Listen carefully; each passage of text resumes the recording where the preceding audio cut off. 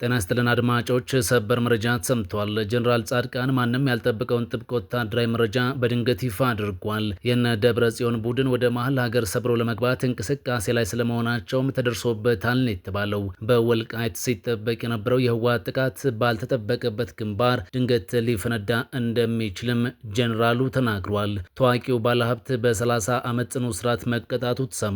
ባለሀብቱ ማን ነው? ምንስ አጠፋ? የሚለውን በዝርዝር ታደምጣላችሁ። ይህ ኢትዮ አዲስ ሚዲያ ነው። ኢትዮ አዲስ ሚዲያን ሰብስክራይብ፣ ቪዲዮውን ደግሞ ላይክ እና ሼር በማድረግ ወቅታዊና አዳዲስ መረጃዎች እንዲደርሷችሁ እኛን እንድትከታተሉና ምርጫችሁ እንድታደርጉን በአክብሮት እንጋብዛችኋለን። በቀጥታ ወደ መረጃው እንለፍ። ህወሓት ወደ መሀል ሀገር ሰብሮ ለመግባት ከውጭ ወደ ውስጥ በሱዳን በኩል በተለያዩ ግንባሮች ጥቃት ለመክፈት ሰፊ ወታደራዊ ስትራቴጂ መንደፉን ጀነራል ጻድቃን ገብረትንሳኤ አጋልጧል። በወልቃይት ሲጠበቅ የነበረው የህወሓት ጥቃት ባልተጠበቀበት ግንባር ሊፈነዳ እንደሚችል ጀነራሉ ይፋ አድርገዋል። ጀነራል ጻድቃን በህወሓት ወታደራዊ ዝግጅት ላይ በሰጡት ማብራሪያ በአፋርና አማራ አዋሳኝ አካባቢዎች ተደጋጋሚ ትንኮሳዎች የፈጸመው ህወሓት የትኩረት አቅጣጫውን ቀይሯልም ብለዋል። በምዕራብ ኢትዮጵያ በኩል ጥቃት ከፍቶ ወደ መሀል ሀገር ለመገስገስ አስቦ እየተንቀሳቀሰ መሆኑን ጀነራሉ ጠቁመዋል። ጀነራል ጻድቃን በምዕራብ ኢትዮጵያ በኩል ሲሉ በቤኒሻንጉል ጉሙዝ ክልል በኩል ማለታቸው እንደሆነ ይታወቃል። የህወሓት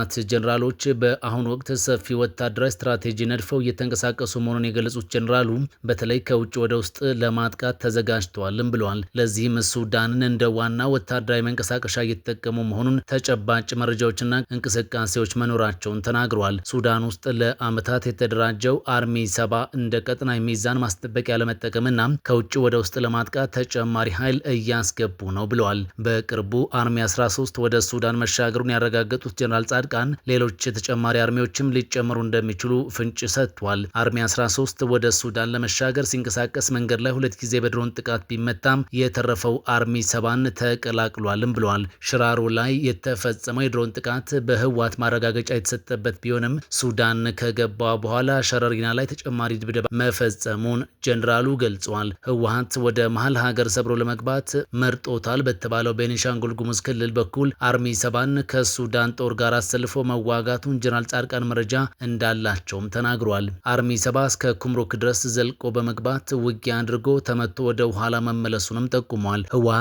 ተጨማሪ ኃይል ወደ ሱዳን ማስገባቱና አርሚ 70 ኩምሩክ ድንበር ድረስ መላኩ መንግስት ትኩረት ባልሰጠበትና ኃይል ባላሰማራበት አቅጣጫ ጥቃት ለመክፈት እየተዘጋጀ መሆኑን የሚያመላክት ነው ብለዋል። ይሁን እንጂ ፌዴራል መንግስት በሁሉም ግንባሮች ኃይል አሰማርቶ በንቃት እየጠበቀ ነው ብለው እንደሚያስቡም ጀነራሉ አክለዋል። ከውጭ ወደ ውስጥ ለማጥቃት የተያዘ ወታደራዊ እቅድ ከህወሓት ጀርባ ያሉ ኃይሎች ቀጥተኛ ድጋፍ ለመስጠት እንዲያመቻቸው የተሰላ ነው ብለው እንደሚገምቱም ጠቁመዋል። ከህወሓት ጀርባ ተሰልፈዋል የሚባሉት ግብጽ፣ ሻዕቢያና የጀነራል አልቡርሃን ጦር ህወሓት ከሱዳን በኩል ካጠቃ ከጀርባቸው በቅርበት የሎጂስቲክስ ድጋፍ ለማድረግ እንደሚጠቀሙበትም ገልጸዋል። ምንም እንኳን የጥቃቱ ትኩረት ከውጭ ወደ ውስጥ ቢሆንም በተከዜ በኩልም ወደ ወልቃይት ሰብሮ ለመግባት ሊሞክር እንደሚችልም ጀነራል ጻድቃን አንስቷል። ወልቃይት ላይ ከሱዳን በተከዜም በኩል ጥቃት ሊከፈት እንደሚችል ከዚህ ቀደም ሲገለጽ የነበረ ሲሆን መንግስትም በዚያው ግንባር ከፍተኛ ኃይልም አሰማርቷል። ወደ ቀጣዩ መረጃችን እናልፋለን።